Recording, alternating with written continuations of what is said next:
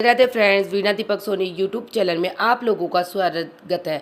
आज की वीडियो में हम देखेंगे कलश स्थापना कैसे की जाती है, साथ ही कलश स्थापना करने के सभी तरीके आज की वीडियो में मैं आपको बताऊंगी। तो देखिए, कलश स्थापना करने के लिए हम तांबे या पीतल का कलश लेते हैं। अगर मिट्टी का कलश आपको मिल जाए तो सबसे उत्तम है, आप मिट्टी का कलश ले लीजिए। तो या तो मिट्टी का कलश लेकर या तांबे पीतल किसी का कलश ले लीजिए। तो हमें एक कलश ले लेना है। उसके बाद हम सबसे पहले क्या करना है, कलश को मोली से बांधेंगे। तो कलश को हमें ऐसे खाली नहीं छोड़ना होता, कलश के कंठ पर हमें मोली बंध देते हैं। मोली को कलावा भी बोला जाता है, तो आप इसको मोली बांध लग सकते हैं। तो देखिए, इस तरह से हम जो कलश है उसके कंठ पर मोली बांध लेंगे। सबसे पहले गंगाजल डालेंगे। यहाँ पर देखिए, थोड़ा सा हमने पहले गंगाजल कलश में डाल लिया और गंगाजल डालने के बाद हम कलश को कंठ तक शुद्ध जल से भर लेंगे। तो देखिए, यहाँ पर हमने कलश को कंठ तक भर लिया है। इसके बाद हम कलश को कुछ चीज़ें डालते हैं। तो देखिए, हम हल्दी की गांठ डालेंगे।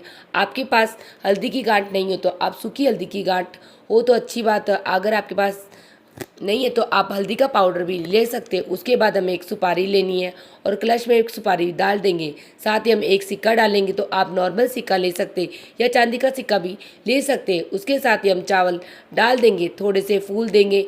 यह पांचों चीज़ें हमें कलश में डालनी है। आप चाहे तो लौंग इलायची भी डाल सकते हैं, लेकिन 5 चीज़ें हमें जरूर कलश में डालनी होती है। उसके बाद में हमें पंच पल्लव लेने, यानी हमें आम के पत्ते कम से कम 5 जरूर चाहिए। 5 पत्ते ले सकते हैं, 7 ले सकते हैं, 9 ले सकते हैं। यहाँ पर हमने पत्ते ले लिए। पत्तों के अगर आपको आम के पत्ते ना मिले तो आप अशोक के पत्ते भी ले सकते हैं। तो पत्तों पर सबसे पहले तिलक कर लेंगे, फिर एक कलश में सजा लेंगे। अगर आपको आम के पत्तों की टहनी मिल जाती है तो टहनी ले लीजिए, पत्ते मिल जाते हैं तो पत्ते लीजिए। उसके बाद हमें कलश पर रखने के लिए नारियल चाहिए होगा, तो आप पानी वाला नारियल बजा के रख लेना। पानी बचाना चाहिए, उसमें नारियल के ऊपर हम मोली या कलावा जो हम बोलते हैं इसको लपेट देंगे।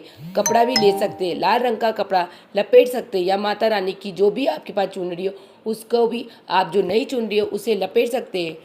माता रानी की चुनरी होती है उस तरह की कोई चुनरी या भी हो तो उसे भी आप लपेट सकते हैं। कुछ भी ना हो तो आप कलावा भी लपेट सकते हैं। इसके बाद हम देखिए, जो मुख है वह नारियल का, उसको ऊपर करके या इस तरह से मुख को ऊपर करते हुए नारियल को हम इस तरह से कलश पर रख देंगे। देखिए, जब भी आप कड़ा नारियल रखो तो नारियल का मुख ऊपर की तरफ होना चाहिए। आप चुनरी भी इस पर लपेट सकते हैं। उसके बाद हम क्या करेंगे, यहाँ पर हम कलश की स्थापना करनी है, तो वहाँ पर हम थोड़े से चावल रख देंगे और अष्टकमल बना देंगे। जब भी आप पूजा करते हैं नवरात्रि के माता रानी के सीधे हाथ की तरफ हमें कलश रखना होता है। सीधे हाथ की तरफ आप कमल बना ली, अष्टकमल बना लीजिए। अब इस कमल पर के ऊपर आप जो हमें कलश तैयार किया है उसे रख देंगे। इस तरह से कलश की स्थापना हो जाएगी। तो देखिए, माता रानी के सीधे हाथ की तरफ हमें कलश की रखना है। और इसके साथ ही देखिए, अगर आप इस तरह से कलश पर नारियल नहीं रखना चाहते हैं तो आप कलश पर एक ढक्कन लगा दीजिए। उस ढक्कन को आप चावल से भर दीजिए, यानी चावल इसके ऊपर हमें रखें। इसे पूर्ण पत्र कहा जाता है, तो पूर्ण पात्र आप रखिए। उसके ऊपर हमें जो नारियल रखे ना वह रख देंगे। हम जो हमने नारियल लिया है वह रख देंगे। तो नारियल का मुख हमारी तरफ करेंगे, तो पूजा करने वाले की तरफ उस नारियल का मुख करेंगे। तो इस तरह से कलश पर नारियल रखा जाता है।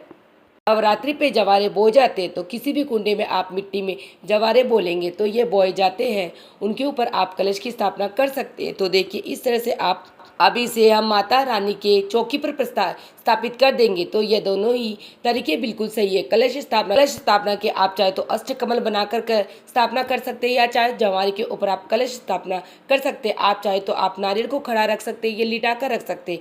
ये ध्यान रखना कि जब कलश की स्थापना होगी तो माता रानी के सीधे हाथ की तरफ हमें कलश की स्थापना करनी है। माता रानी का राइट हैंड होगा और हमारा लेफ्ट हैंड होगा। हम जो बैठे होंगे सामने से हमारे लेफ्ट हैंड की तरफ हमें कलश की स्थापना होगी। तो इस तरह से हमें कलश की स्थापना करनी है। और कलश स्थापना की दोनों ही विधियाँ बिल्कुल ही सही है। आप अपनी सुविधा के अनुसार इनमें से किसी भी विधि से नवरात्रि में कलश की स्थापना कर सकते हैं। फ्रेंड, अगर आपको लोगों को मेरी कलश स्थापना की वीडियो कैसी लगी मुझे कमेंट बॉक्स में जय माता दी लिख के जरूर बताना। और मेरी वीडियो आप लोगों के लिए थोड़ी सी भी यूजफुल है तो वीडियो को लाइक कर लेना और चैनल को सब्सक्राइब कर लेना, जिससे आने वाली वीडियो का नोटिफिकेशन आप लोगों को मिल सके। वीडियो देखने के लिए आप सभी का धन्यवाद। मिलते हैं नेक्स्ट वीडियो में। जय माता दी।